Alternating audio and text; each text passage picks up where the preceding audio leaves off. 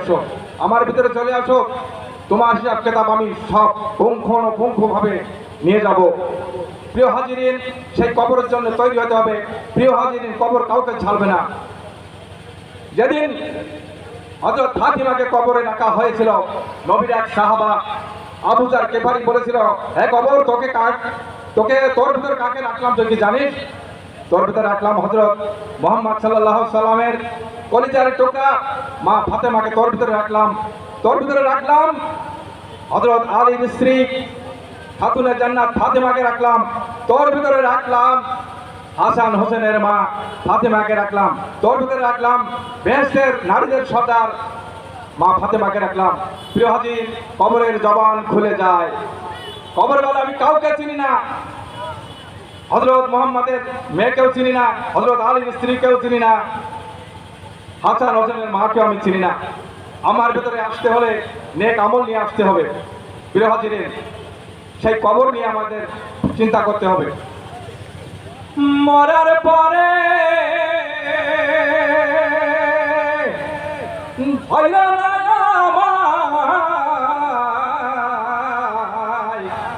ও মাটি আমি অসহায়।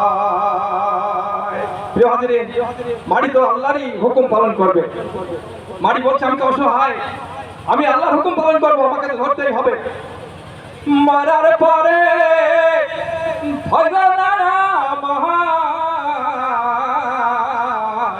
ও মাটি আমি অসহায়, মাটি আমি অসহায়।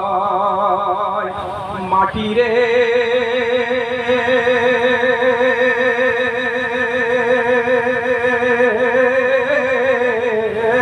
ও মাটি রে,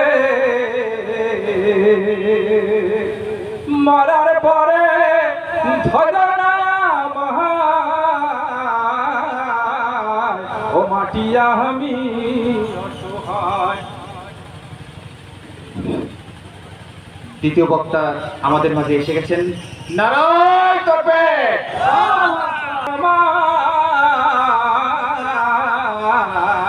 ও মাটি আমি অসহায়, মাটি আমি অসহায়। মাটি রে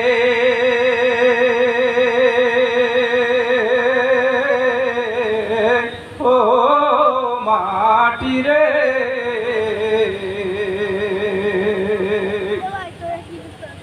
গলা যত বালা খানা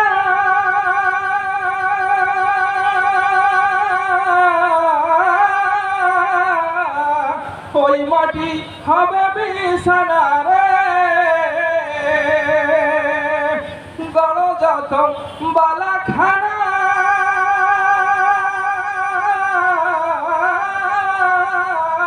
ওই মাটি হবে বিছানা রে। সেদিন ওই কবরে হবে কি উপায়? ও মাটি আমি অসহায়, মাটি আমি অসহায়। মাটি রে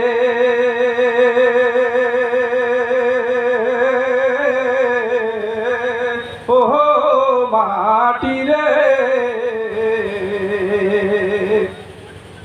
এই দুনিয়ার মোহে পড়ে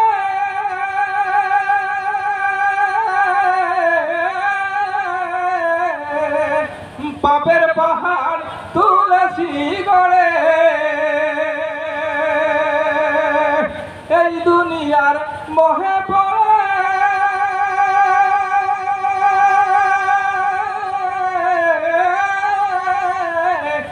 পাপের পাহাড় তুলেছি গড়ে। সেদিন ওই কবরে যদি দয়া করে, ওই কবরে দয়াময়। মাটি আমি অসহায়, মাটি আমি অসহায়। মাটি রে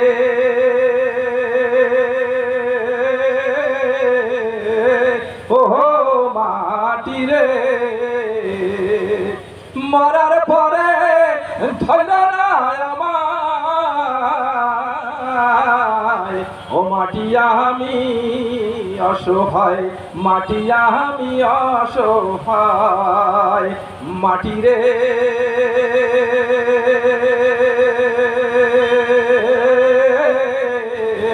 ও মাটি রে। আসসালামু আলাইকুম। মাশাআল্লাহ, অত্যন্ত সুন্দর।